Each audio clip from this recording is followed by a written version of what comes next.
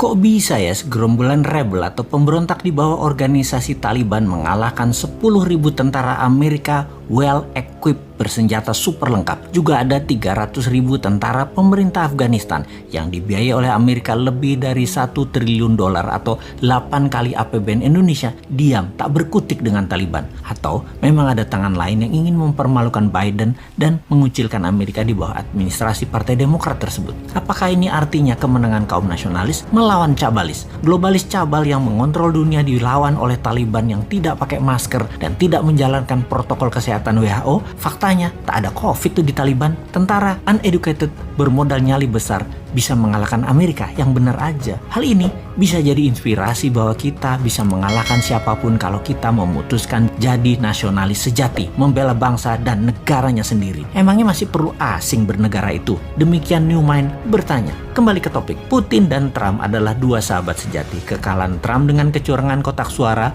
ala pakai kardus digembok versi modern lah, membuat kaum nasionalis dunia main shadow, tidak muncul di permukaan lagi. Kalah di Afghanistan, administrasi Biden tercoreng habis. Mereka kenyataannya di dalam negeri sedang ribut masalah Kamala Harris. Lalu sekarang Demokrat ditampar dengan hengkangnya Amerika ke birit-birit lari dari Kabul. Bukti lagi, mereka tidak bisa mempertahankan aset minyak Afghanistan yang besar karena lemahnya Biden. Kita agaknya harus mengajari kaum old mind bernegara internasional yang memang tidak terlalu jago dan selalu salah di mata internasional karena memang jarang berkunjung ke negeri tetangga atau negeri sekutu lainnya. Memang selama 7 tahun ini diplomasi luar negeri agak lemah. Jarang sekali ngurusi luar negeri, pada 80% produk kita atau kebutuhan kita tergantung dengan luar negeri, terutama cara ekonominya saat ini dikelolanya. Faktanya, 80% ngurusi politik dalam negeri saat ini dan kebijakan yang diambil selalu yang populis, yang rakyat suka. Itu aja yang keputusannya dibuat, bukan yang benar. Apa salah emangnya memilih bernegara populis dan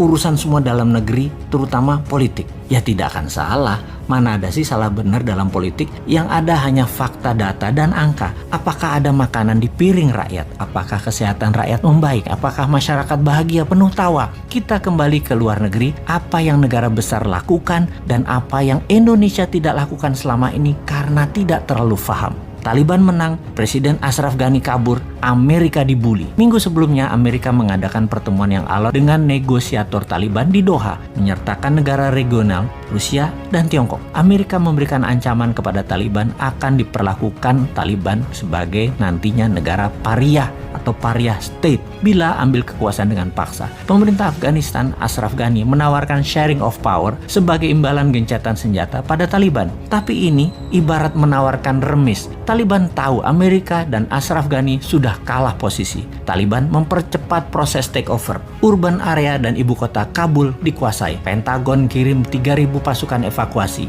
UK, Inggris, mendeploy 600 prajurit. 1.000-an troops dipindahkan ke Qatar. 1 brigade dengan 4.000 personel tempur siaga di Kuwait. Jumlah totalnya kira-kira ada 8.000 pasukan available dideploy ke Afghanistan bila situasi memburuk. Ternyata tidak action juga. Tiongkok yang paling diuntungkan. Setidaknya bisa mempengaruhi Taliban untuk menyingkirkan para militer Uighur. Koridor Wakhan akan menjadi penting sebagai geopolitical hotspot yang akan menghubungkan Tiongkok ke Asia Barat dan Middle East. Ekstraksi mineral disepakati dalam pertemuan Taliban dan Tiongkok di Beijing beberapa minggu sebelum Taliban menang. Dikira Tiongkok nggak main ya di sana. Ini faktanya. Sekali lagi, ingat nikel, ingat Tiongkok kan? Yaitu ekstraksi mineral Afghanistan untuk Tiongkok terlihat baik membantu, tapi aset Afghanistan disedot. Ternyata kekuatan Amerika tidak berguna karena Taliban membiarkan Al-Qaeda dan ISIS berkembang di Afghanistan. Sebagai catatan, dalam 5 tahun ini Al-Qaeda dan ISIS link grup menjalar ke Asia Timur dan Utara. Pecahan grup ekstremis Taliban dan simpatisan Al-Qaeda dan ISIS saat ini ditemukan di banyak negara Afrika, bahkan di Filipina, juga Indonesia. Sungguh, kemenangan Taliban di Afghanistan juga bisa menjadi booster bagi kelompok radikal di tempat lain, sekaligus bukti war on terror belum selesai. Pemerintah nasionalis Indonesia di dalam negeri perlu mempercepat konsensus menghabisi gerakan pemahaman keras far right ekstremis sebagai pekerjaan rumah kalau ingin aman ke depannya. Di luar negeri, mainkan seperti Tiongkok, ambil benefit di air keruh. Paham? Enggak? Yo wes, tunggu 2024 kita praktekkan nanti.